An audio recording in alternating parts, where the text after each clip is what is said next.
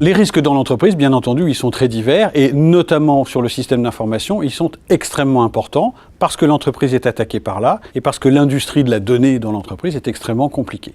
Mais attention, les risques ne sont pas toujours là où on croit. Prenons un exemple simple, une société d'autoroute, bien entendu, le paiement, les barrières, les péages, les cartes bancaires, tout ceci est très critique. Mais les panneaux d'affichage, si un pirate s'en empare et demande aux personnes de faire demi-tour parce qu'un poids lourd est lancé à contresens, c'est beaucoup plus grave qu'un défaut de paiement ou une carte bancaire qui aurait été piratée. Donc il faut prendre l'ensemble de ces risques-là en compte et bien se focaliser sur les risques véritablement les plus critiques pour l'entreprise.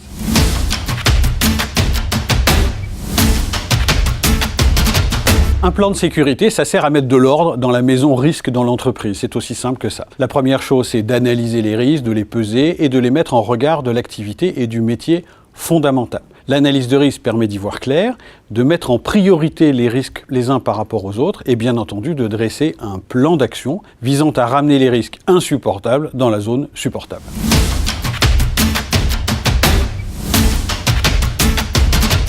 Construire un plan de sécurité, finalement, c'est pas très compliqué. La première chose qui est extrêmement importante, c'est de bien connaître le business model de l'entreprise, son activité et son environnement réglementaire. Bien entendu, quand une entreprise est interdite d'activité, elle dépose son bilan immédiatement. L'objectif d'un plan de sécurité, c'est d'abord d'identifier les risques, c'est ce qu'on appelle une analyse de risque, de bien les connaître, bien les comprendre, et uniquement pour ceux qui sont absolument insupportables, mettre en place des mesures qui visent à faire régresser les risques et les ramener dans la zone supportable.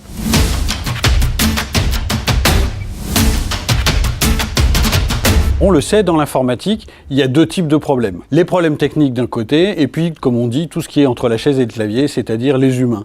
Et quand les humains écrivent leurs mots de passe partout, laissent traîner leurs sacs, perdent leurs ordinateurs et leurs téléphones portables, bien entendu, ça sert à rien de mettre une technique super performante. Donc il faut bien entendu passer au moins la moitié de son effort à sensibiliser, informer, prévenir des comportements qui sont contraires à la sécurité, parce qu'on sait que les contraintes, c'est difficile à faire appliquer tout le temps.